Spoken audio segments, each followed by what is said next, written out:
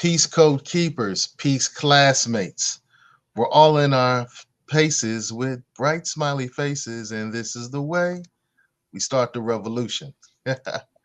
Welcome to Professor Kimia's class.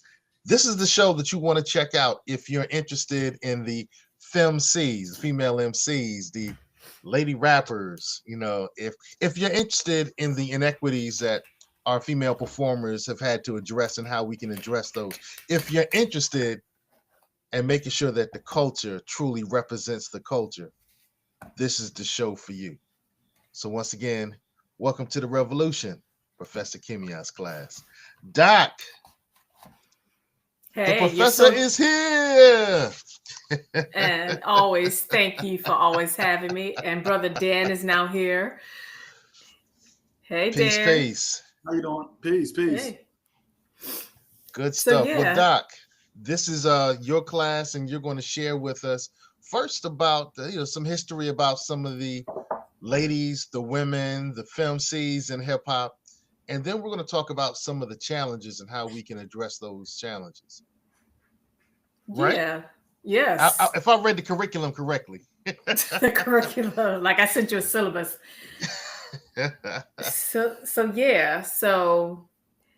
it's interesting. I've had conversations with Black men. Of course, I think in terms of hip hop. Hip hop is just always on my mind. And so a lot of times when I speak with Black men in particular about hip hop, because it's interesting that Black men are more likely to talk to me about hip hop every day and not Black women, which is interesting.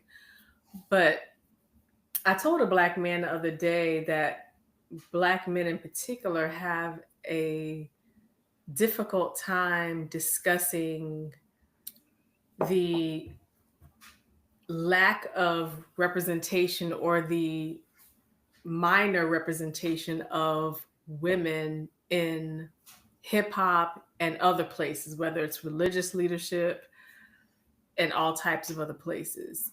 And we were talking about if that's really true, if Black men have a difficult time to discuss this issue.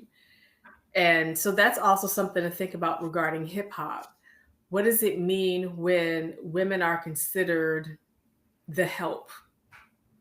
It's not only non-Blacks who feel that way about Black women. And this is historically the case as addressed by Black women trailblazers for centuries that you and I've talked about as well, right? We talked about Ella Baker, September Clark, what things were highlighted by Amy Ashford Garvey, Amy Jackie Garvey, the list goes on. So that includes hip hop. So the title here, it's the real hip hop, hip hop, hip hop. Y'all know where the verse is, right? Y'all know where that comes from, right? Code keepers, if you don't know or if you do know, go ahead and put it in the chat. Put it in the chat. Where is it's the real hip hop, Hip hop, hip hop, hip hop. Hopefully my vocal tone didn't do damage to that. It did. To that beautiful. It did. No, you're good. I missed the drop. I missed the drop, so I didn't even jump in because I would have been late and it would have been corny. So yeah. No, you're good. It's funny because again, when I was on my way home, that again, I'm gonna give people a hint. The remix was playing in somebody's car. They were blasting it. And I was like, that is the best verse. Like that's considered one of the best tracks in hip hop. And part of that is because Lil Kim, the Queen Bee, and Hot Damn Hoes, Here We Go Again. And I'm giving people all types of hints, so they better get it. All right, so that's why I chose that in title. It's the real hip hop, hip hop, hip hop. Women MC since the 1970s. That is a big deal because a lot of people don't recognize that. So the image here is just the women who made it in terms of mainstream kind of famous. But as I'll talk about at the end, there's thousands of more sisters who've been doing this work. And that includes local artists. So that's very important. So of course, MC Lyte, Queen Latifah, Salt and Pepper, and DJ Spinderella. And people always want to highlight that's the second Spinderella, not the first Spinderella. Roxanne Shante, live on stage. Lil Kim, the Queen Bee. Foxy Brown, Lauryn Hill, Rod Digger, Eve Debrat, Bahamadia, Yo-Yo. My name is Yo-Yo. I'm not a hoe, no. Lady of Rage, Missy Elliott. That's the first image. You can go to the next slide, please. I'll do so, but before I click that Okay. clicker. Hey, Dan Trez, man. Yes, Off of all, look, MC Light is my fave. got you. and so Light's my fave from that era. That's depicted on the screen. Who's your fave that's on the screen? From that era, Yeah. it's gonna be Queen Latifah, definitely. And Okay. I think her first album should be on everybody's top 10. Like that's like it should be on everybody's top 10 because you know her with Mark the 45 King, like who's also a very underrated producer. Like all the songs that are on it, like it really set things off. You really set things off for the native tongues. You know what I mean? Because she made that full circle for the native tongues. So like Queen Latifah really is just my fave, like all around. Hey man, I remember Yes. being on Hampton University's campus and somebody slipped me a DJ Red Alert tape Oh, and jigga jigga dun dun dun dun dun dun dun dun dun dun dun, and I was like, yo, this beat is bananas. My mellow latte is kicking flavor. I was like, Yeah. yeah. yo, Wrath of My Madness was my joint. Telling you, man, that joint, yo, Mark 45 King killed it, yo, on that joint, yo. And that's the thing a lot of people don't realize about Queen Latifah. She started off as a beatboxer. So when she, doing all the beatboxing, doing all these freestyle and everything, so they don't realize like she's become famous for doing other things and won many awards, which we'll talk about. But she started off doing a lot of it in the streets, like when people celebrate Black men in hip hop, doing the beatboxing and all that stuff. And of course, when you talk about the flavor unit, you got to understand 45 King started it, she took it over. And of course, native tongues. So when you hear native tongues got rhyme galore, my buddy, there's a reason why Queen Latifah's on the intro part. She's in the video. And at the end, you could be my buddy, that little skit they do. Mhm. See, Queen Latifah is actually the center of a lot of this. Like when you see parts of De La Soul, when you see the Jungle Brothers, Tribe Called Quest parts as well, Q-Tip images, and of course, Moni Love. So that's very important for people to know Ooh. that about the Queen. You just said Bay. All right, Moni Love is Bay. Who is the first UK women rapper to come to the United States, and they continue to represent and come to the United States. Shout out to Little Sims and Eddie. So yeah. And of course, Say that. and I love Cookie Crew, by the way. I'm a big fan of Cookie Crew. Ooh. Yeah. So their whole entire album. Yeah. So I use their music for a lot of stuff. Shabba dabba doo boop boop boop boop boop boop. Secret of My Success. I love Cookie Crew. So for this though, I'm only doing Black women in USA, but it is important when we highlight hip hop that we do have Black women in the UK and other parts of the world who have contributed since the 1980s. And again, I love Cookie Crew. They're amazing. So yeah. All right, so let's go to Philly. Yeah. So Lady B. So released to the beat, y'all, in 1979, called the godmother of hip hop. So when you see her, she's also considered very notable for being one of the first DJs outside of the New York area to play rap on the radio. So that is very crucial because people saw rap and hip hop as something that you just hear in New York. And then people started spreading it to other radio stations. Do you all have any thoughts about Lady B? She's a dope DJ. She's a dope DJ, and she's still on the radio. Yes. Yeah, she's still on the radio. So for decades, she's been on the radio in Philly. So yeah, shout out to her. Yeah.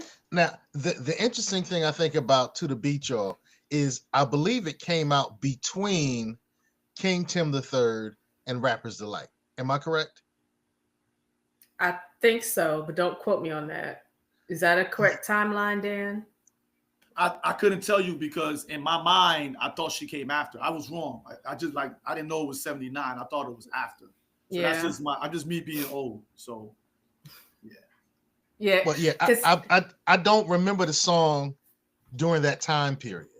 yeah, I heard Rapper's Delight first, and then I heard King Tim the Third. Later on, I learned that King Tim the Third came first, and then I yeah, heard that this song, and this I was out of college when I first heard To the Beach Y'all, and I was like, oh, I do remember this, but it didn't hit me the same way King Tim the Third blew my mind. It absolutely blew my mind. Um, yeah, yeah. And that's another thing that people are highlighting. There's actually at the end, there's going to be a reference page, including a documentary that people can find on YouTube with the role of women in hip hop. And so when seeing that, there's a lot of music out there that just did not receive mainstream notoriety. So therefore, it was released, it vinyl, right? Was released, usually a single, not a whole album. But the first thing that people will know about is the one that people are playing the cassette and they're playing it, blasting it from their cars or whatever people are doing. And of course, this was back before there were videos and things too. So that's why it's difficult for us to oftentimes figure out what came first. Like even when we talk about MC Light, when she first started rapping as a young teenager, then she got the record deal, and then the videos came out. So you see the spread of her teenage years. So a lot of people don't remember the timelines because you might have started rapping at the age of 14, 15, but then you got the record deal at 16, 17, and then the videos because of, again, when she talked about some of the things, that was when she was 17, but she had already started for like 3 years by then. And we'll talk about that too. All right, so shout out to Lady B, and you can still find her if you do an internet search. You can find her interviews and everything that she's doing as well. Yes, MC Sharrock started breakdancing and eventually started rapping, and this is 1977, being part of Funky 4+1. So you can still find their videos of them performing, which I love watching the videos. And when she gets up there, when she gets the microphone, the party is really ready, right? So she's really got a lot of hype up there, called the mother of the mic. And so she influenced many women rappers and men rappers in terms of her style, the way she flows in her lyrics, the way she's enthusiastic. And so that's a big deal when you're influencing women and you're influencing men, and the men in hip hop are manly enough to admit that they got skills that they learned from a woman rapper. And that's actually a really big deal in a men dominant area where people oftentimes want to brag about having a mentor and a model who's another man. But to say it's a woman rapper is actually a really big deal. Y'all have any thoughts on that? I do. I do. It I do. was Dimples D who made me decide that I wasn't a rapper. I was a rapper until I heard Dimples D. When I heard Sucker DJs, I was like, oh my God. All right, I'm a DJ. Yeah. I'm a DJ. I mean, I still rhymed a little bit. Dan and I actually have a song out from back in the day. Yeah. Oh, it's not Cypher. Not Cypher. Okay. Yeah. But when I I want to hear it. heard So, when I heard Sucker DJs, I was like, I got to be Marley Marl. mm.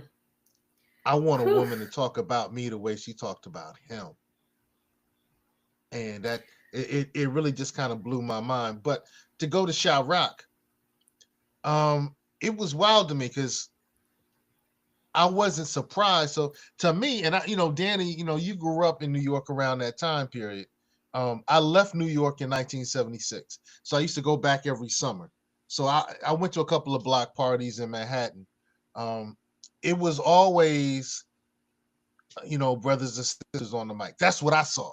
So when I heard Funky 4+1 more, Mm-hmm. I wasn't shocked.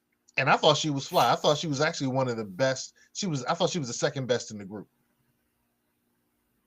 Yeah, I got a chance to get to know her as part of Zulu, because she'd always come to the Zulu anniversaries in New York City. So she was always around. So she was really, really dope person, like really dope, and like everything you imagine her to be, that's how she actually just is. It's like just how she carries herself. and everything, how she holds it down, and people respect her. If it seems like it was part of her personality. You know what I'm saying? So like, it's really dope to know her. And yeah, she did influence a lot of people, and she could still get it. Right? She still gets on the mic, man. Like she still gets it in. So like, she hasn't missed a beat. That's right. Yep. So I appreciate her. All right, the sequence. Woohoo! And of course, the image here shows Angie B with MC Shamrock here. So the sequence formed 1970, Columbia, South Carolina, considered the first women rap group. First of all, a lot of literature uses the term female, so I tend to switch it up. So even if it's like female Grammy, I'll say women, but it's technically female. So just know that when you see that I say women, it's usually the official title for stuff is female. So of course, one member is Angie Stone. Would that be considered the first women rap group on vinyl? They're called on vinyl. Yeah, on vinyl, yes. Yeah. And unfortunately, a lot of people use that title in general, but it's supposed to only be based on what's represented vinyl. Sorry, go ahead, Dan. No, I was just gonna say they were predated by the Mercedes ladies. Yes. Who were in the early 70s to mid 70s. So yeah, but there was a lot of rappers that never made it to vinyl, or they might have went on vinyl like in the mid 80s later on, but in that era, a lot of them didn't get on vinyl. So yeah. Yep. So there's Brother Vonner, there's something that's coming up over there. Am I the only one who sees this? Okay. It was something that was trying to pop up, like a pop-up or something. Yeah, that was my mistake. Okay. Technology. It's been a trip. Trip. You know what? I want to say that what's kind of interesting to me is I was just watching a documentary, and this documentary was dealing with Netflix and some of the decisions they made. And one of the decisions that I was really disappointed with is they didn't do a second season of The Get Down. Mm-hmm. But in The Get Down, I don't remember a female group. I might be wrong, but they didn't showcase a female group. They did not at all. They did not at all. They showed like they showed like a group like the Herculoids. They showed Bambaata's crew, and there was like another crew and them, but they were not. I don't even think they had a woman in it. I don't think they even had a woman in any of those crews. You got to remember, women are the secretaries. So. We's gonna get y'all some coffee. Y'all hungry? Yeah, they didn't even mention Cindy Campbell. None of that. They never like none of that. Mm-hmm. Well, you know what? Since you brought up Cindy Campbell, why don't you drop the jewels on that, bro? Yes. Oh, so I'm gonna throw a shot at somebody right now too, if I can. But Cindy Campbell is the sister of Clive Campbell, who we know is Kool Herc, and she hired him to DJ his birthday party, and that's when you kind of see the birth of everybody used to do house parties and everything, but the way that hip hop people in hip hop did it differently, that was like the first time that was done on that level, So, but I know that a lot of people in the FBA would claim otherwise, but that's neither here nor there. But yeah. Hey, you don't acknowledge cults. Yeah, step off. Hey. All right. Cults. Say what you weigh. Say what you weigh. I do want to do one little point because Dan, you're right. That was Kool Herc's sister. It was her party. They had to move it out the community center, right, to the streets. That wasn't the first party that Kool Herc did. That wasn't the first block party. That wasn't the first party where the five elements came together, but it was definitely the pivotal one, And so I do call, Herc the grandfather, the godfather. Yeah. But I know he wasn't the first. But what I'm trying to say is that, and this is where the FBA cats get it wrong, right? People have been DJing in parks and blocks for decades. But this party was the first one that he did his merry-go-round method in public. And that's what made a hip-hop DJ different from any other DJ before. The merry-go-round method of the back and forth where he made the breaks longer. You know what I mean? But he wasn't the first to do that. Yes, he was to do the merry-go-round. but he was practicing it. He was the first one to do it publicly, is what I'm saying. Like on that level. Before that, and that's what separates hip hop DJs from other DJs.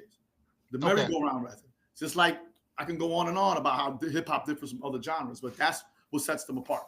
I'm sorry. All right, I don't want us to veer. We just veered off. Hey, we're back to the sisters. Yeah, well, actually, but so I don't consider it a veer. You know, I would have fussed at y'all if it was a veer. I really think it is an important discussion of hip hop, though, because it's an example of the overarching culture and how there's a lot of different things happening at the same time that a lot of people are given credit for creating, but people are like, well, actually, it's not the first time. And that happens for everything humans create, right? You'll say this person created this theory, and then someone else is like, actually, that theory was created by so-and-so years before. And then the topic becomes, do we define creations and the creator based on what gets the first attention? And a lot of times that's what happens. Just like if you're making a movie, this is the first movie release. If your movie gets released after it, you might be considered the copy person. You know, that kind of thing happens a lot. So the same thing happens in hip hop. A lot of times people want credit for things, just like when people debate who started hip hop. Did Black people in America start it? We know that Black people in America started, and that includes Black people in America, even if you chose to migrate to America, because we created many genres that influence our people in the Caribbean. We all have the common denominator of African music as our foundation, but we have genres that have impacted the world, and that includes hip hop. So well, I want to end this by saying Queen Campbell became one of the first hip hop promoters. So salute Queen Campbell. Yes, salute Queen Campbell. So yes, so with the sequence, the deal with Sugar Hill Records, which is a big deal. So understand the Black woman who ran the Sugar Hill Records part, right? And the Funk You Up track, which is the track that people talk about a lot regarding the sequence, is the first hit by women rappers. So we're talking about what gets sold. And it reached a lot of commercial success. Oh my God. Considered to sell 1 million global records. Oh my God. I remember my father was driving me to the Boys and Girls Club where I was taking karate lessons, right? And they played Rapper's Delight, right? And we were like, why are they playing this? You know, because this was months after it hit. So I was like, why are they playing this? And then they said, and now we got the ladies. Boom. And they dropped that and it blew my mind. Yeah. And blew my Funk mind. You Up. Everybody was saying it the next 3 months. Yeah, and it's sampled a lot. It's sampled in hip hop, particularly by men hip hop artists. It's sampled in R&B. In Vogue sampled it. It's sampled in neo soul music. It's I think they filed a lawsuit against Bruno Mars. I think it was more than just a complaint. Oh, word. Oh, wow. I know they issued a complaint, but I don't know if it was also a lawsuit, because when Bruno Mars did his Uptown Funk You Up, I think it was Bruno Mars's Uptown Funk You Up. And so here's the other part, though. In 2016, with the VH1 Hip Hop Honors, All Hail the Queens, Salt and Pepper were declared the first women rap group. So that's not correct, right? So the sequence complained about that.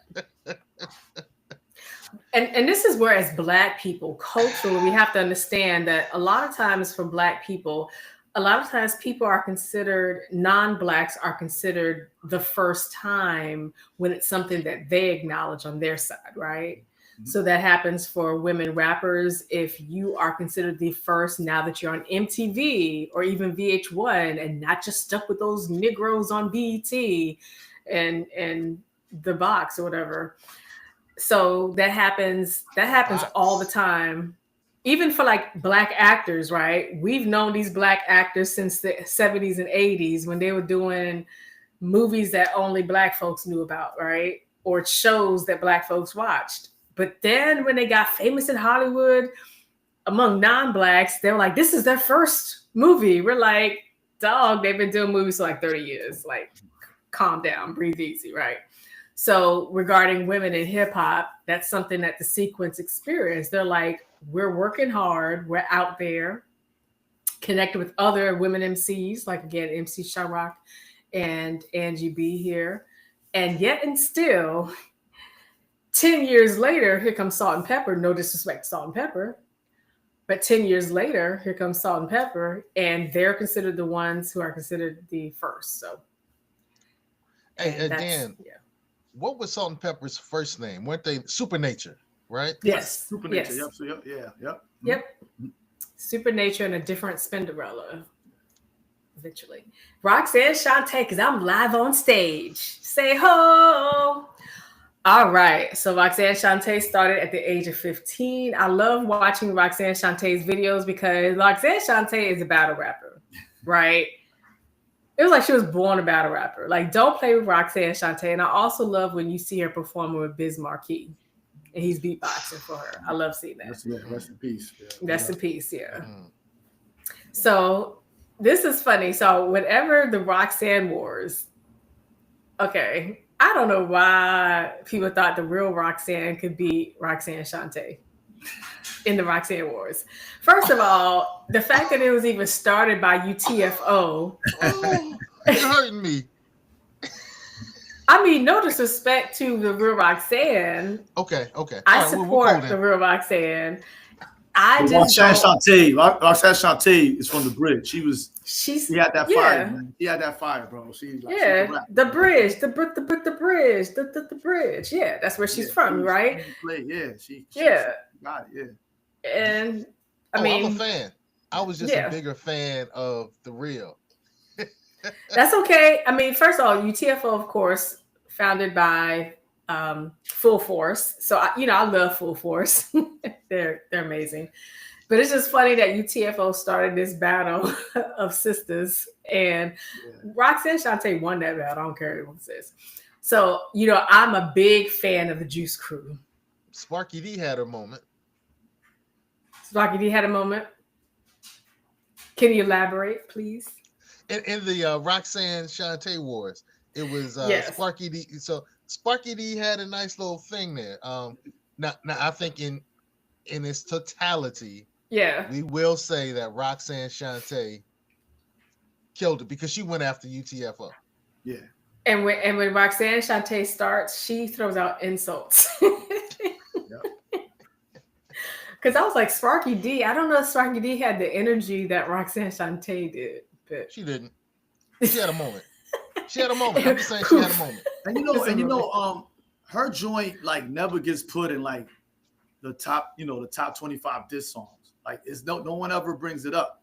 You know what I mean? Because for its time, it was hard. For its time, for like when it came out, it was hard, yo. Nothing, it wasn't subtle. A lot of times MCs throw subtle disses at each other. It wasn't subtle. Each verse was for each member, and it was just like, he was like, damn, like, it was hard for its time, yo. And a lot of the most famous women MCs have done some kind of diss tracks, or they've been like at some type of rap battle, so you could see it like a cypher format. Most of them have done that, right? And it's just not celebrated in the same way.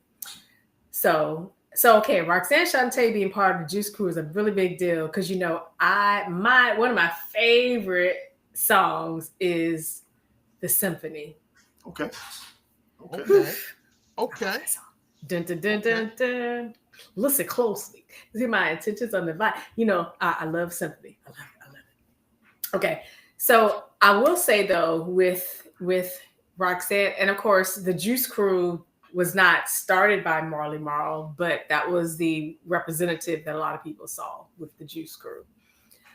And so Roxanne Shante, you would not see her when they did like collaborations like that. And of course, later in the career, that time they performed on stage and everyone else was on stage, but she was behind the stage, that kind of thing. So I don't know if you all remember that. This was 15 or so years ago when she had taken a break from hip hop.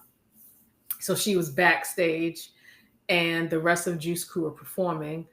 So but I'm still a big fan of the Juice Crew, and I love that Roxanne Shante was part of the Juice Crew, and I'm assuming she's still affiliated with the Juice Crew.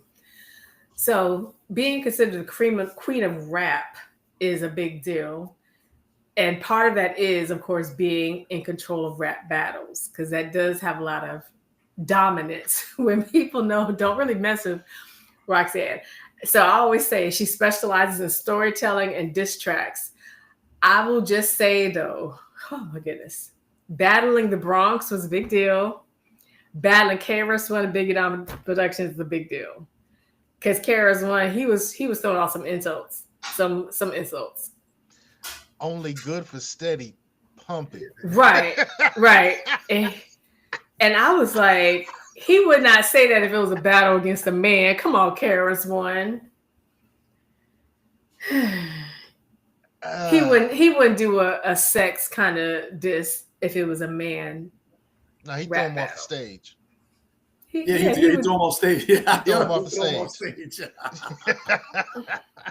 You right. You would.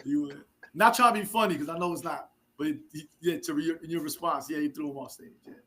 So I mean, it might be physical, whatever, but it wouldn't be sex based. And that's an example, though, of gender variance in how people respond. Because again, these are just rap battles. Like, it's not something a lot of times that happen in real life, right?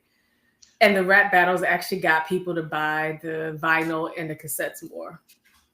So I do think you bring up an interesting point, because as much as we're celebrating the sisters in hip hop, we also recognizing that they faced some challenges that the male counterparts didn't face.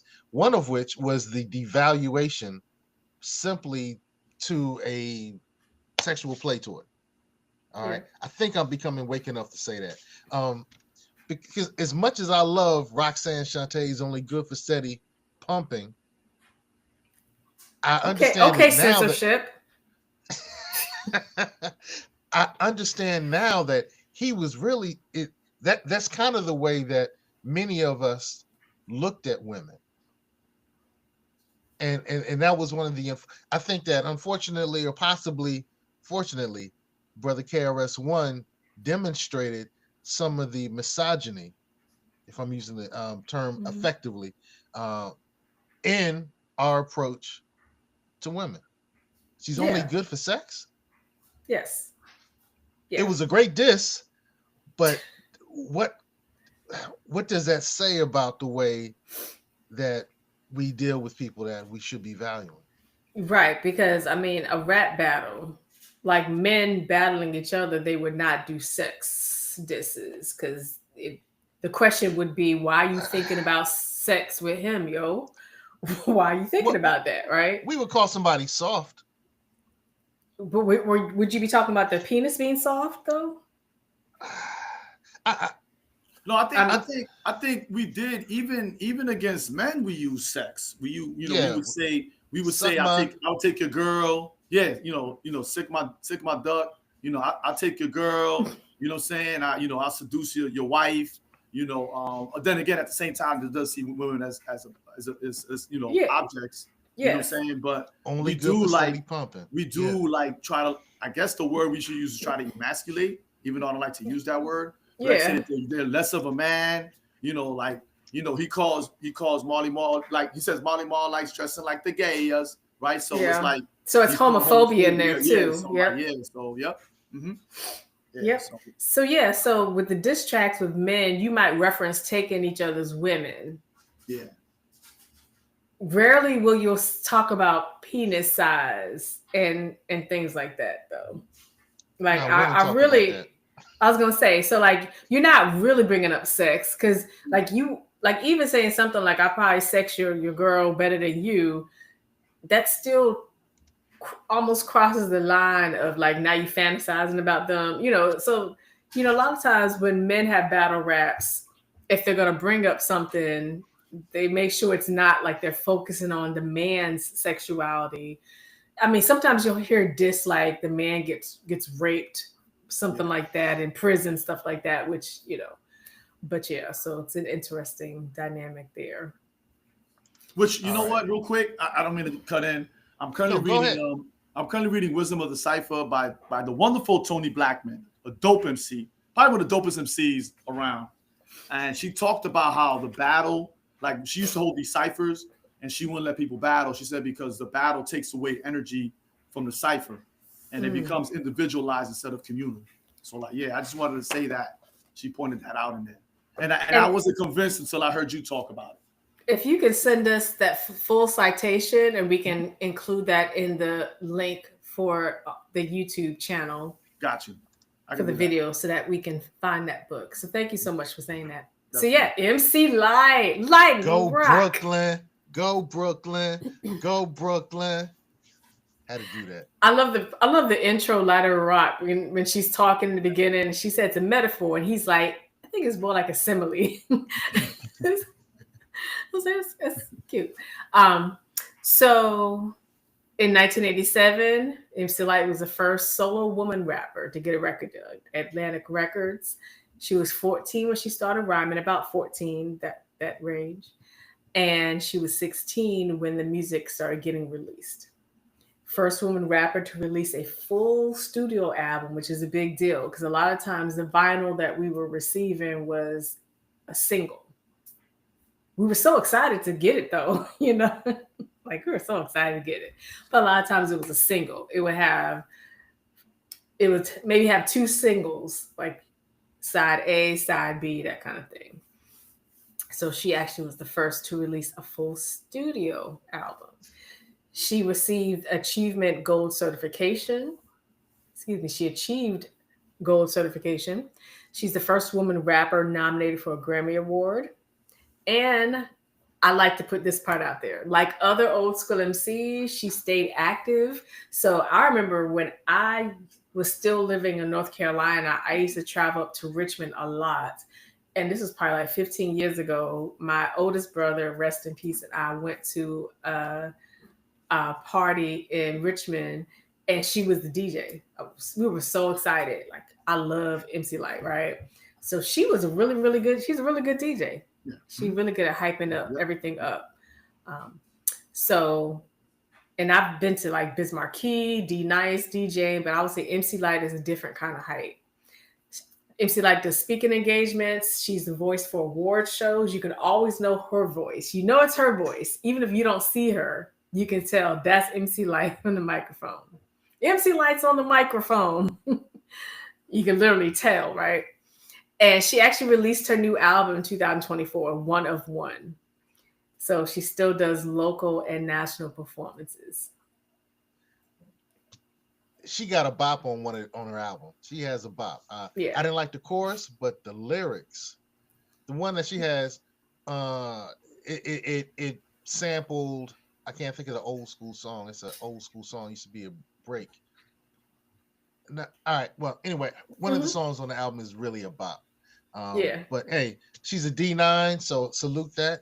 She's a Sigma Gamma Rho sister. Yes, Sigma Gamma Rho. Yes, she is. Yeah. So I like the new album, and I do like the fact that she tries new things. Like, okay, when I was finishing my exercise this evening, I had forgotten all about her being produced by Puff Daddy. The daggone song that she did with him, and he started off the intro. I had forgotten all about that by choice. I mean, it's not a horrible song. Like, I like her flow. I rock the party, we rock the party. Like that track, yeah. I mean, it's a good track, but I would just say, and I remember the video too, like it was yesterday. This stuff works. I mean, it's similar to Queen Latifah in that they just try different things to see what fans want to hear and reach new fans. So I respect it. I get it, sister.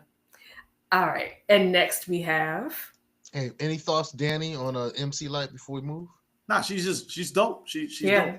Also, I feel she's underrated, and she's still, like, when she's on stage, she still has the same energy that she did 30 years ago.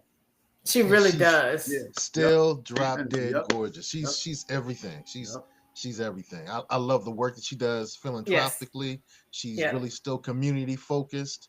You know, her last project, 2 years ago, was really focused on young black men. I didn't like the songs, but I liked the direction she was going. So yeah, salute MC Light. And she discovered a little girl, so now the little girl she has rapping and performing, Was and it Day she's Day? so What's the cute. little kid's name? Not Day Day. Um, I don't know. It's some little kid. The little kid is nice though. she's good though. The little girl is nice. She's doing it, and then you'll see sometimes her performing with Ti's youngest daughter. So yeah. Okay. So yeah. All right, now Salt and Pepper, of course, and this is the most known Spinderella, are given credit for introducing sex appeal. So I'm putting that behind MC Light because MC Light on the microphone received a lot of attention. Stop, look, listen. Again, I love MC Light. I love the videos, like everything about MC Light. I just love the videos. However, she was considered, and I always hate the phrase tomboy because I always tell people it's not like tomboy, it's a woman being herself, right? She changed her appearance over time, as did Queen Latifah, but it was Salt and Pepper who came in introducing quote unquote sex appeal into hip hop, and not as a dancer, but as the rappers. So became one of the most selling rap artists of all time, Salt and Pepper. They're often called the first ladies of rap, which I'm sure the wonderful group with Angie B would hate that, of course, right? They are the first rap group, the first woman rap group to win gold and platinum status, Billboard Top 100 for their 1987 album. The fourth album in 1993 sold 7 million records, most in the US, and was the highest selling women rap album. They won a 1995 Grammy, which was also the same year that Queen Latifah won a Grammy. They won the 2021 Grammy Lifetime Achievement Award, and they're selected for the 2025 Rock and Roll Hall of Fame. And that is a big deal. Any thoughts on Salt and Pepper? Salt and Pepper's here. And we're in I know, like they were the first to go like mainstream, like crossover, not mainstream, but to crossover. You know, and you can, a lot of their songs are in like the top 100 of all time. Like, so yeah, but they're like the first to cross over. I guess that's why people, like you were saying earlier, white folks are like, oh, they're the first ones they recognize, so they're the first ladies. So like, yeah. Yeah, they have an image, and the beauty is wonderful. The style they dress, like in middle school, we were dressing like Salt and Pepper. Like we were cutting our hair in stacks. Between MC Light, Salt and Pepper, we were cutting our hair in stacks, dyeing your own hair, looking a daggone mess. But wearing the leather boots, you know, being from Richmond, we had Cloverleaf Mall on Midlothian. We called it the Black Folks Mall. That was the Black Mall, which no longer exists, which is fitting for it to be the Black Mall on Midlothian Turnpike. But we would go to the stores and they would sell stuff like Salt and Pepper based stuff, basically selling like those exact boots. We were literally dressing like that, and I tell people I still dress like that. I mean, because I wear vintage stuff. I'm a thrift store person, so I still dress like that. But you know what? That like if I was to like show my students, they'd be like, "Yo, that's dope." They'll be like, "Yo, that's really dope." Like, you know, they'd be like, "Yo, that's dope." Like in 2025, like they would be like, "I would rock that," you know. Yeah. And I love the fact that when we have like Halloween and we have Spirit Week, that a lot of my students dress up like that. Like I think it's really dope, like them and TLC. And I'd be like, yo, that's really dope that they do. Yeah, they dress like Salt and Pepper and TLC. Yeah. And they'll like, it'll be like so many little groups. And you'd be like, oh, that's so dope. Like, yeah. Yeah. Tell them to regularly, if the school allows them, you know, a lot of them, that's their style. And similar styles existed in 1950s, 1960s. And so Salt and Pepper, just an example of that. And I also think of Oaktown's 357. Yes. And I'm a big fan of Oaktown's 357. Juicy, got them crazy. But they were jamming. I'm telling you, I'm a fan of MC Hammer. I tell you, don't be messing with MC Hammer. But dancing, rapping, and it's a similar style. It's just not as flashy as Salt and Pepper. So, yeah. All I can say, when I think Salt and Pepper, I love Shoop. All right. But my favorite Salt and Pepper joint Is my mic sounds nice? Yeah, Check yeah. Oh, yeah, one. yeah. My mic God, sounds nice. Check two. Yeah, that was that. That was that joint. That was that joint. Yeah, yeah. Yeah. Are you ready? Ready. Yeah, Dra- right Mhm. there. man, that Yeah. Yeah. Yep.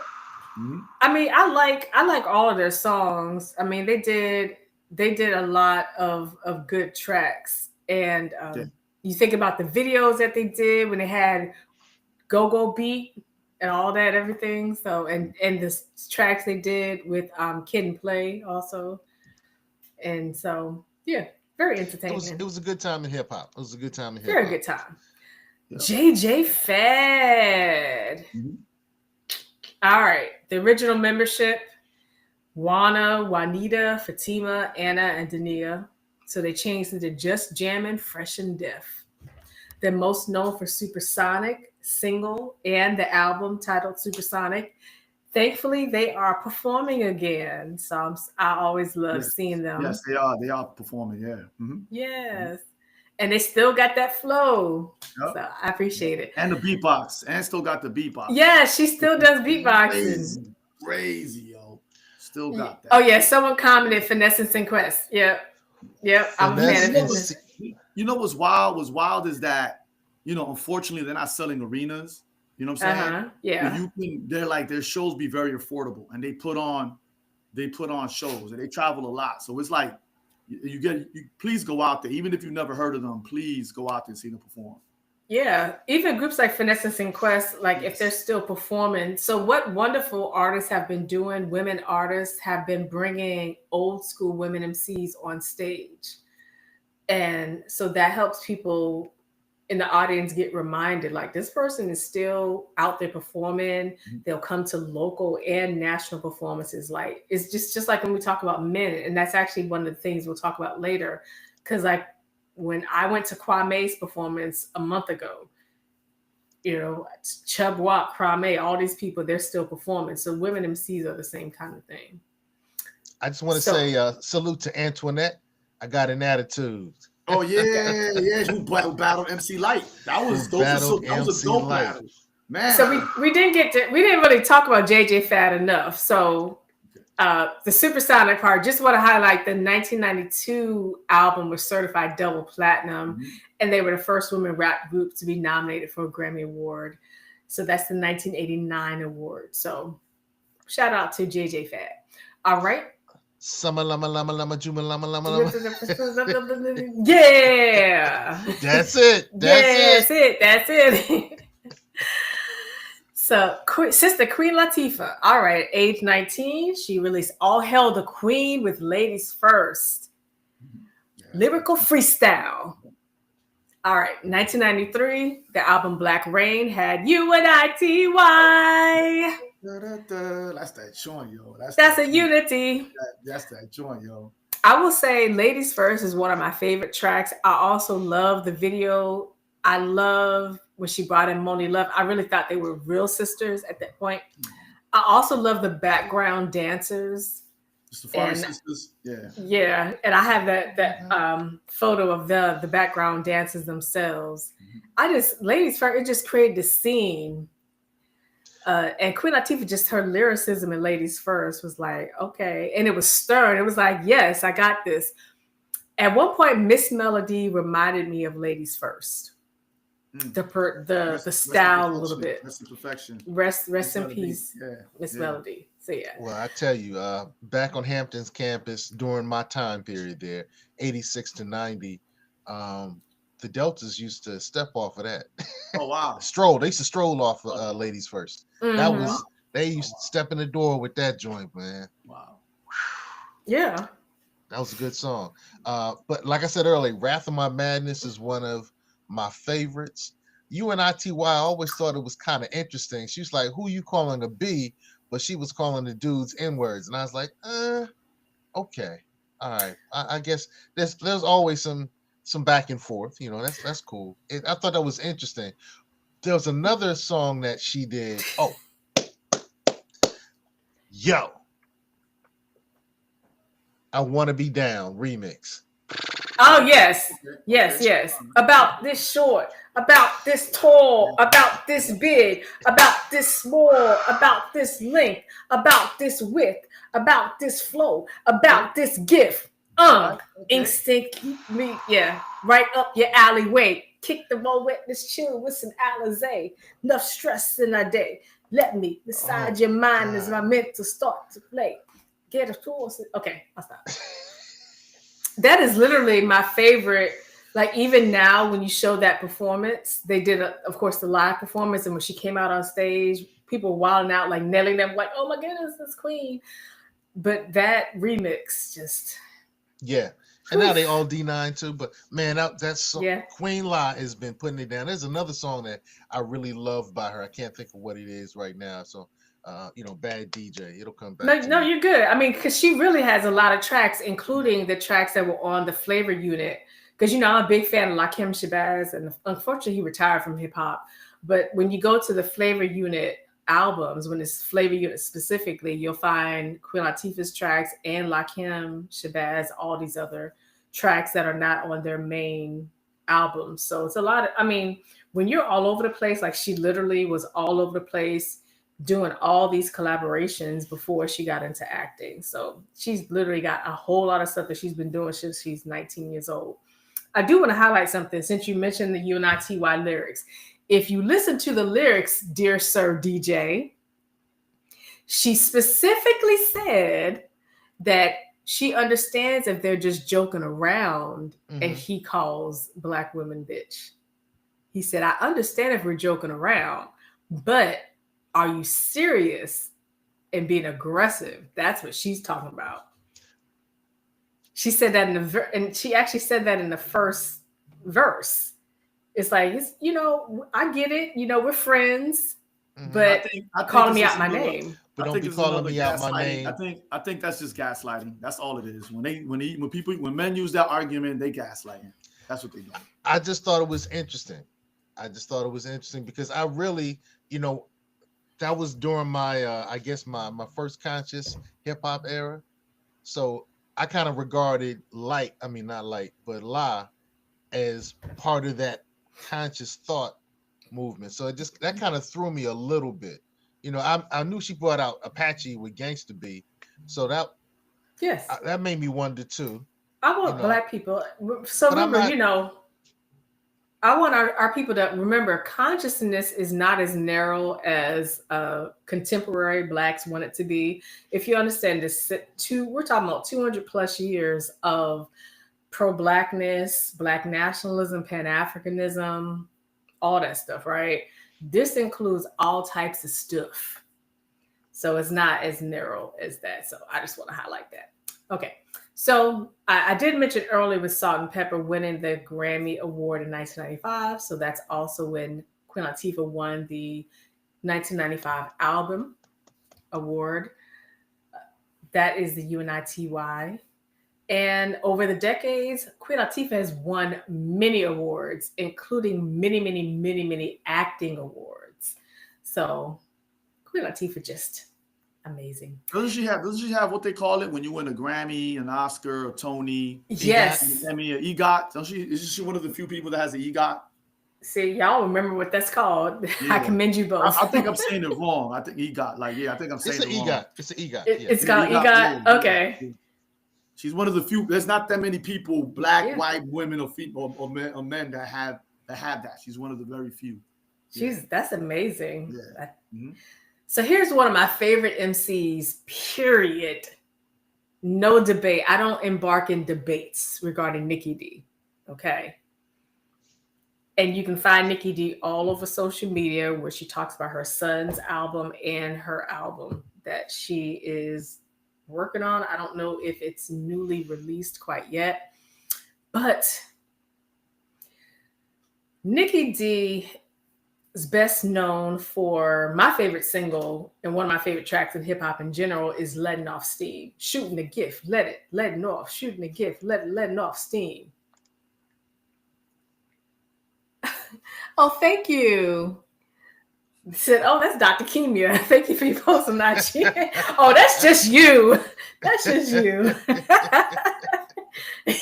Oh, that's just her. Thank you for you're so funny. But I'm glad that that person also knows about finesse and sequence. You know, hip hop geniuses, we really do unite. So that includes Nikki D. So I use Nikki D's music a lot. Mm. Now here's the interesting part. So of course Nikki D was signed with Def Jam Records. So if you remember the Let It Off Steam video, it was a bunch of Def Jam artists in the video. Of course you can hear Flavor Flav, but you see images of Public Enemy, and then Big Les is one of the dancers. You know, they had the dancers in martial arts like ninja outfits. So Big Les was one of the dancers. A lot of people don't know about Let It Off Steam. And again, that song used to be on BET Rap City a lot. That was yeah. That was like rotation. Yeah. Like, you know what I'm saying? Shooting the gift, you know, letting off. All right, so I'm a big Nikki D fan. Most people know her for Daddy's Little Girl. Daddy's Little Girl, but not the girl that Daddy knew. Daddy never had a clue of what a little girl can do. And of course, in the background, dun, dun, dun, dun, dun, dun, dun, dun, what Daddy don't know won't hurt her. Yep. So most people know her for Daddy's Little Girl. And it's not really clear why she was released from Def Jam Records. I don't know if it was record sales or anything else happening, but she's very vocal about a lot of things on social media, and she still does music. So you can find out more about her music releases and her son's music releases on her social media. Any thoughts on Nikki D? One of my top MCs. And yeah, I need to find out why. You know, I'm pretty sure there's more information about why she got taken off. Mm-hmm. It would be interesting to know. So yeah, the first woman rapper signed with Def Jam Records. Yeah,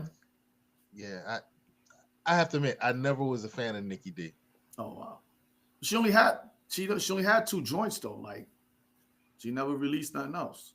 Well, the full album, so it not on and Def you know, Jam. right? Yeah, so she has stuff that you can find elsewhere.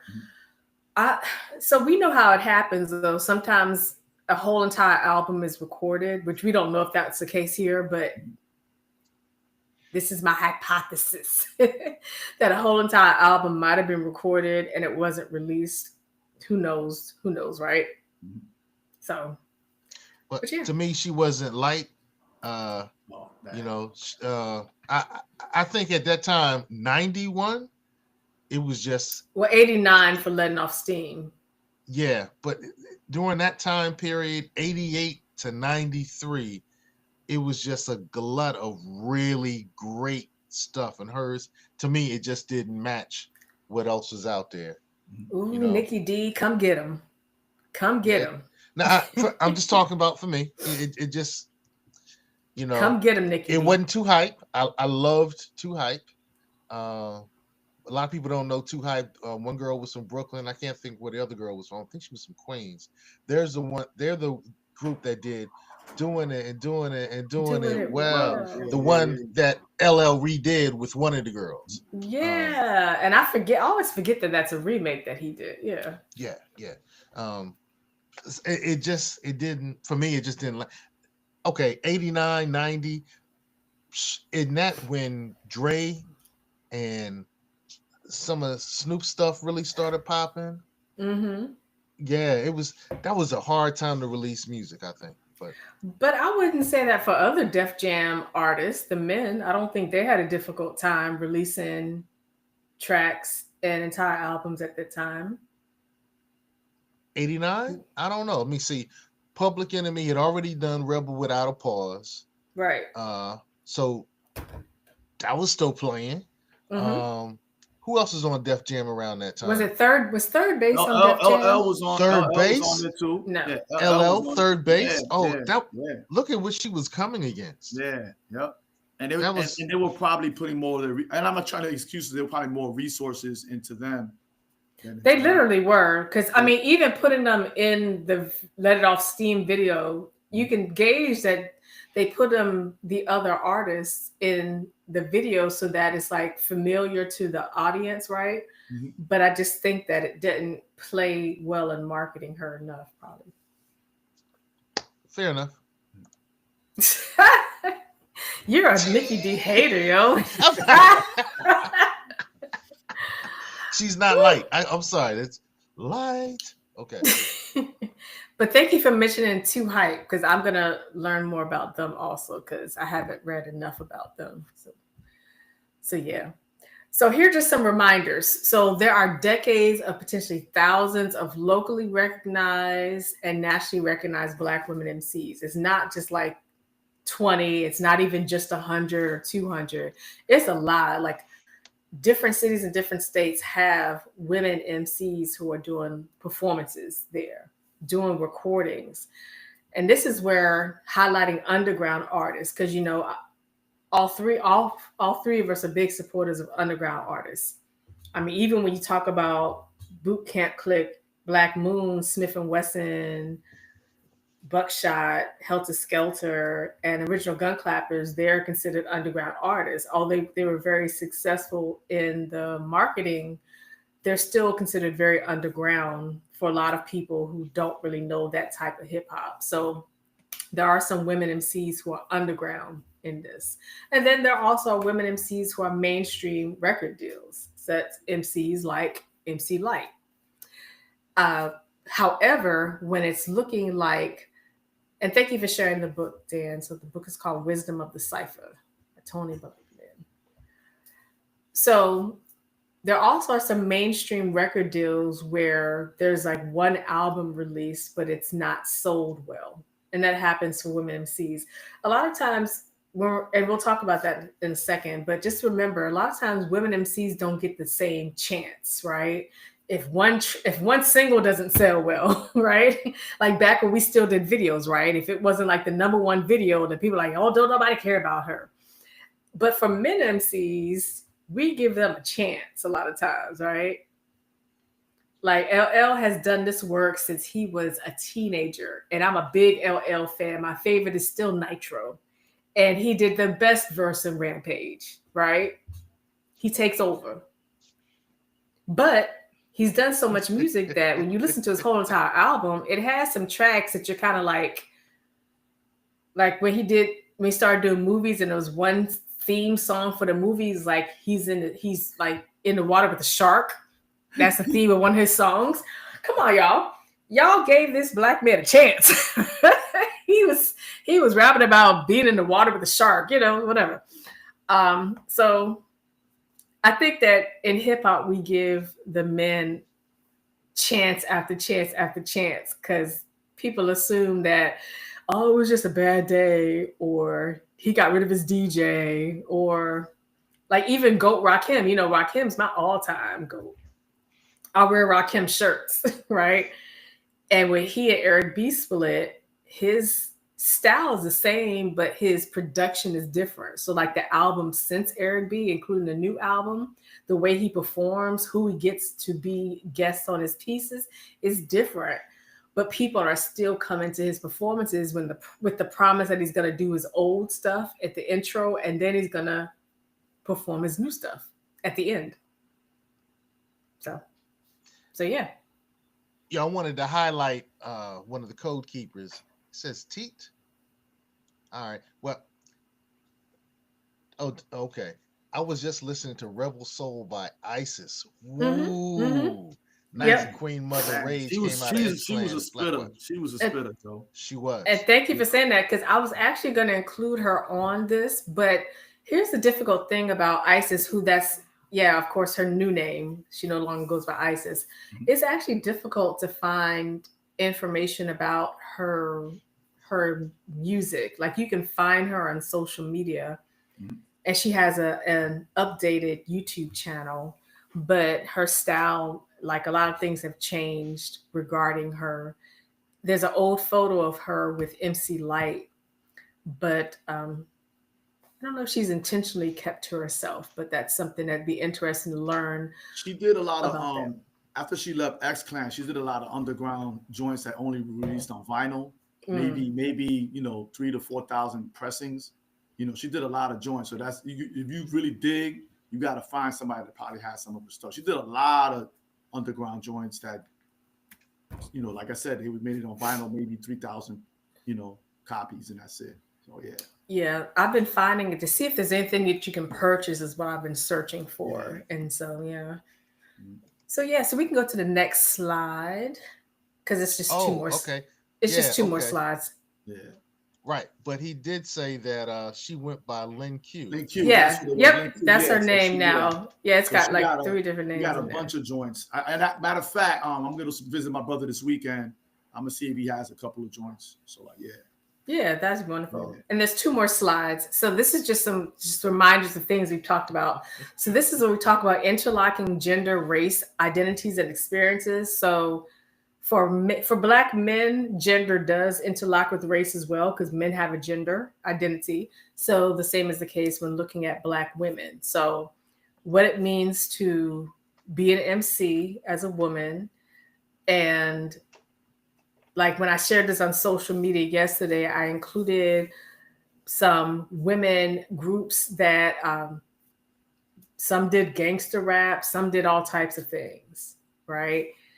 And so people were shocked when women groups and women solo artists do stuff that are considered challenging in their lyrics because people just are not accustomed to that from women in the first place. But that's an example of interlocking gender and race identities and experiences. So, and just reminders, a lot of times women are not considered good rappers, similar to not being considered good comedians, good religious leaders.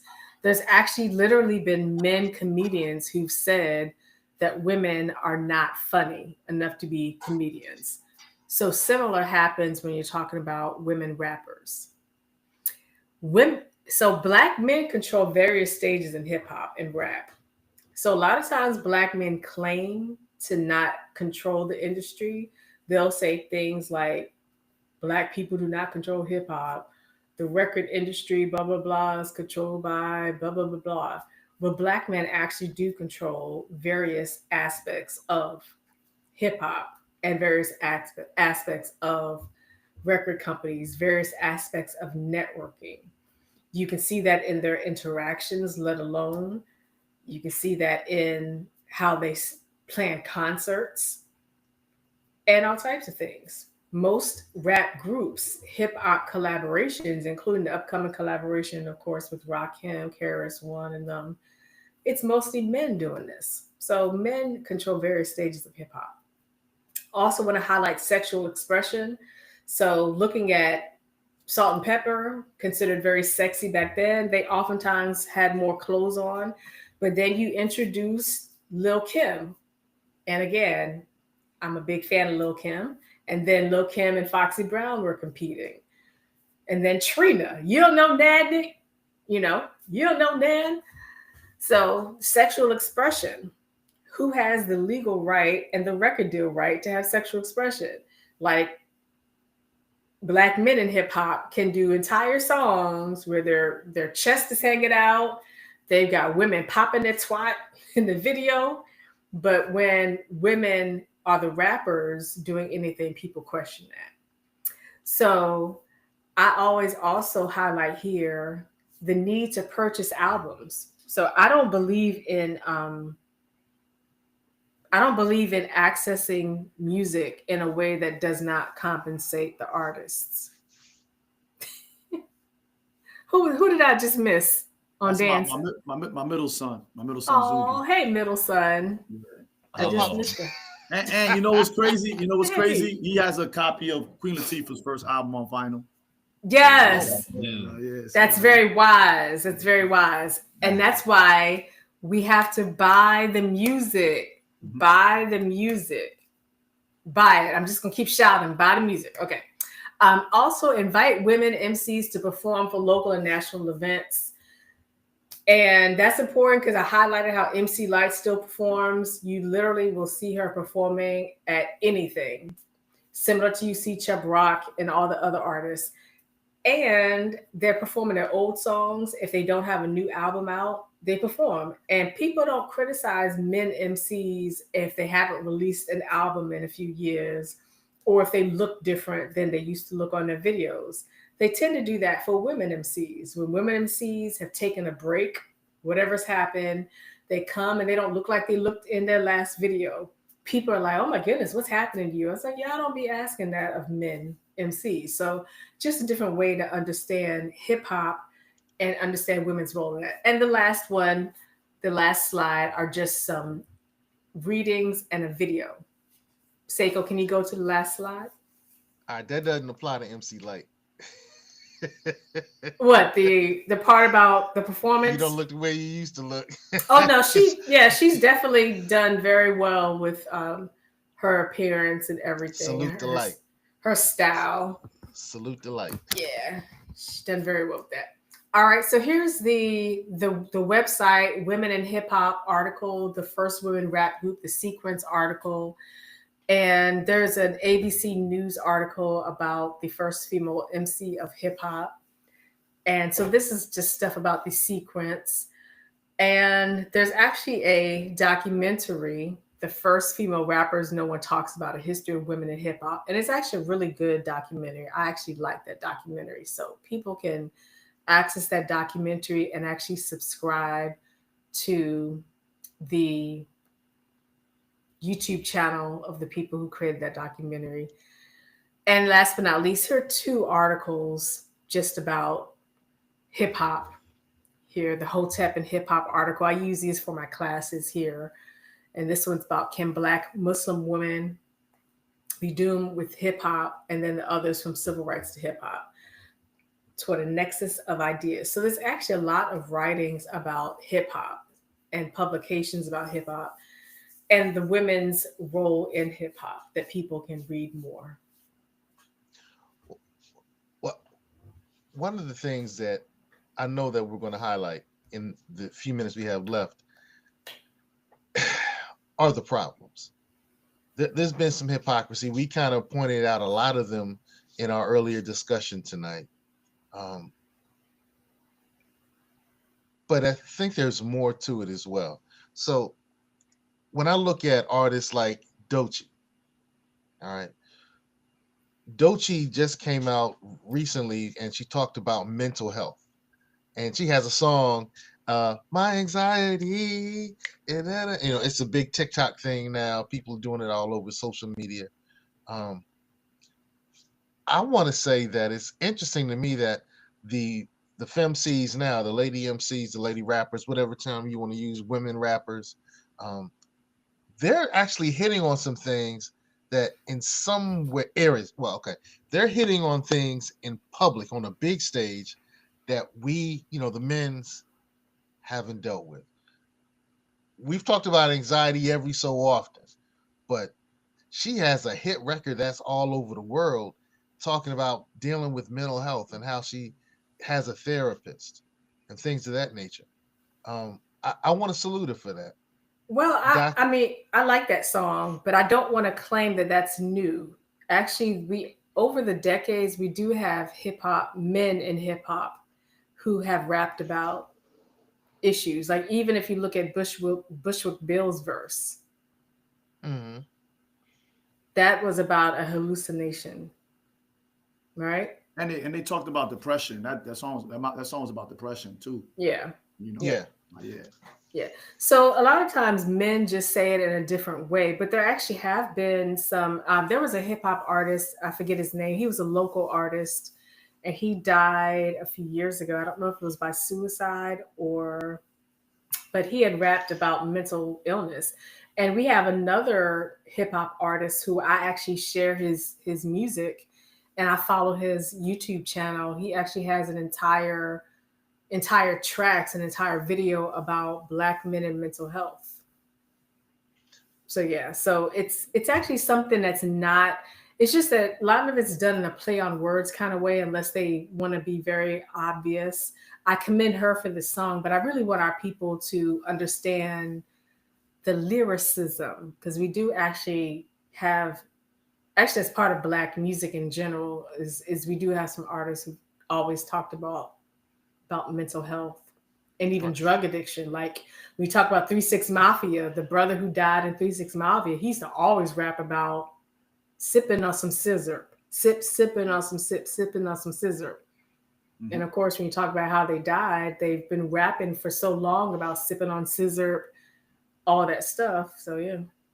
and he kind of shed a light on how a lot of people were addicted to codeine. Yeah. Yeah, he kind of shed a light on that. Yeah. I still think that the way that Doechie's done it is admirable. And so I just wanted to shout her out for that. I And wanted to shout out Doja Cat. Go ahead. I was just gonna say Megan Thee Stallion actually has an entire website about mental illness. So I encourage people to learn about Megan Thee Stallion's website. That's one of the great things about hip hop. Now I'm seeing that a lot of our MCs are doing some really health and wellness oriented things. We can talk about Jadakiss, but what you just talked about by Megan Thee Stallion, I think is admirable. Doja's been doing some interesting things in the mental health space as well. I wanted to salute Doja Cat, one of my favorite current MCs. She's nice. Oh wow, she's nice. You said Doja or Doja Cat? Doja Cat. She's nice, man. She's nice. Doja's a lyricist too. Yeah, she's a lyricist. Yes. Yeah. First of all, the way you did not respond to Nikki D, I'm now skeptical of your assessment. So I'm skeptical of your assessment. Yo, you don't know Sekou by now. Sekou got mad hot takes, yo. You don't know Sekou by now. Everybody knows that about Sekou. Everybody. We're using the 3H phrase for you. You're hip hop hypocritical. Hip hop hypocritical. That's the phrase we're using for you now. Hey, somebody got to be. I want to salute City Girls. They were one of my favorite groups a few years ago. Bahamadia. Yep. So on my social media pages, actually, I have an image of Bahamadia. Yep. And talk about how she left the industry. Mm-hmm. All right. T popped back in. He said Doja Cat, but not Nicki. That's interesting. Not Nicki Minaj or not Nicki D. He's probably saying not Nicki. He's team Dr. Kimia. So. I was gonna say, don't talk about Nicki Minaj. I never was a fan of Nicki Minaj. Okay. That was fair. I do like Saweetie. No response. Okay. I mean, I can appreciate new artists, but I'm old hip hop. Well, I'm not their demo. I'm not their demo. And I didn't think I would be. I'm not their demo. She has some stuff she has this song, Rich Tivities. And it's the flow. Look, she's not a lyricist, but she knows how to ride a track. I don't take them for granted. Like I appreciate some of the tracks. Like I'll be listening, I'm like, okay, I can feel that. Like Glorilla, I'll be like, okay. But, however, that's just not Team Kimia. Thank you. That's what I'm saying. I hate to cut loose, but I gotta go. Hey, salute. The chamomile tea is hitting, so yeah. Peace, chamomile tea. So peace. Thank y'all again. I appreciate it. Hey, if you leave, man, where can they find you? We need to shout out your podcast so people can know who you are, who you be. You can find me on all streaming platforms under Where My Killer Tape at. If you Google Dan Trezzomi, you'll find me everywhere. So yeah. That's what's up. Hey, love you, bro. I love you too. With you Bye. again, man. Peace. All right. So I'm a Saweetie fan. I also I do love Maya P. She's teenagey. She has some interesting stuff out there. So I want to salute Maya P. 2 up and 2 down for Missy. Yes, VA. Missy's done some great stuff and she's opened some doors. Yes, very much so.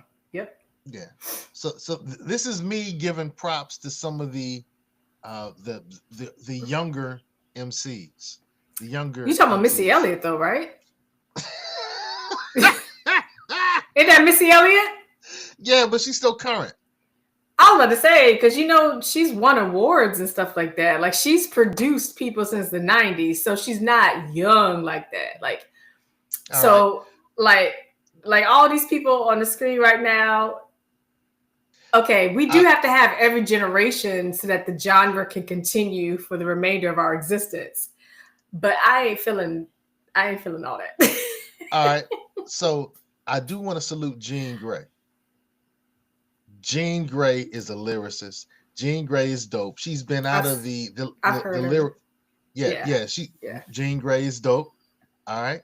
Um, Shensia. So for the Carib people out there, for the jam rock heads, Shensia is doing it. Salute Shensia.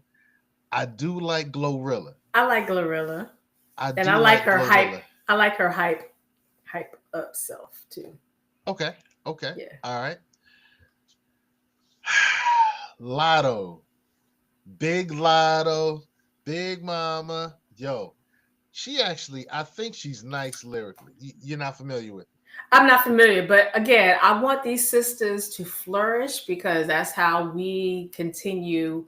But I want to make sure that they have mentorship in the sisters who've been doing this work before them, because that's how you learn the foundation and learn the foundation as you get older too. Because you can't always be your lyrics are gonna change, your style of dress is gonna change everything as you get through hip hop. So yeah. right.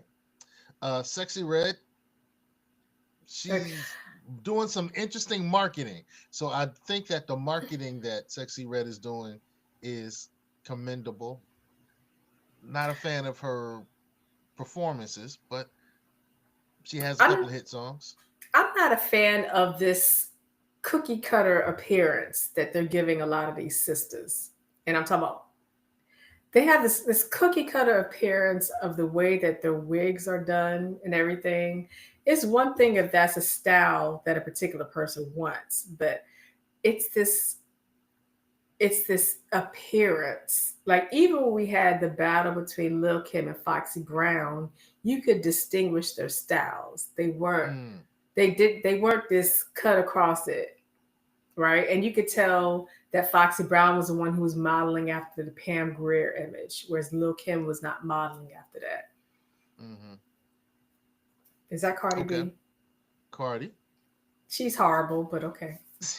I mean, no, she's horrible, but yes, Ladybug Mecca. You know, I recognize this sister. Standing Hey, ovation, and you know yes. they're performing again, so I'm excited. Excellent. Excellent. Excellent. Foxy Brown. Had to bring it back. Had to Now bring I'm it in back. Jamaica making all your paper. Eve stay committed. All right. She's She's got a doing big completely thing. different life. She's got a completely different life now. All right. Salute the brat. The brat that tat tat for that ass. Hey, code keepers and classmates, this has been Professor Kimia's class. Today it's the real hip hop, hip hop, hip hop women MCs since the 1970s. Of course, we didn't go over everybody. How are we gonna do that? Yeah, That's like I this said, there's thousands of women, can't be local done. and national. It can't be done. But we did Yes. want to salute them, the Yes. young, the old, the current, the poppin', the The classic. good, the bad. We ain't gonna pretend everybody got. I mean, that's the thing about hip hop. Hip hop and rap includes men artists who are not good, but they make good songs. And you can dance to it, but they're not a lyricist, and that's okay. So the same thing will be with women MCs as well, or not What even. more They're can not I even say? MCs. What more can I say? Top billing. That you can't use him as an example though. I can't. Don't Okay. make him fight you. Milk is chilling. Don't be messing with Milk. All right. All right. Then I'll say Nipsey Russell does the hustle. Your cock diesel flex your muscle. Sometimes I Okay, might. So, I okay. can't All right. refute that. I can't refute that. Yo, it's a party hopper. It's a party banger. Hmm. But Yeah. same thing with we can go back to uh Busy Bee. Okay. Yeah. All right, all right. But today Yeah. we were saluting the sisters who've been doing their thing since the 1970s. It's important that we realize that they've been doing their things since the 1970s, right? Yes. Since the Before they started like the 1970s. year I was born, and this was when you were like 20 years old. I'm joking. You weren't. You weren't 20 years old. I was just joking. Yes. Rhapsody. Sabbath. Yeah. Thank you for giving us shout outs. Mm-hmm. Yo, your folk came through tonight and they dropping gems the whole night. So T, hey man, we appreciate T. I was gonna say, man, we appreciate you, but T, yeah, no, T, we appreciate T. Not sure, so don't want to. What I don't want to get accused. Hip hop head. Just call it Hip hip hop hop head, head. yeah, Yeah, we'll do it like that. Love you, T. Emmanuel didn't come through tonight, man. Good. I I hope everything's going know. well for you, Emmanuel. Yo, Yes. this has been another great episode class of Professor Kimia's class. Tonight we did a little divergence of a little bit. We talked about something we really love, which is hip hop. And if you really listen, we talked about the problems and she gave the solutions. So Stop acting up. That's the solution. Stop acting up. No, I'm joking. I we're mean, the all in our solution, yeah. So the slide, they can have access to the PowerPoint slide, but the last slide before the reference page, it would just talk about what it means to still be a fan, be a customer, purchase, and to not try to discredit women MCs.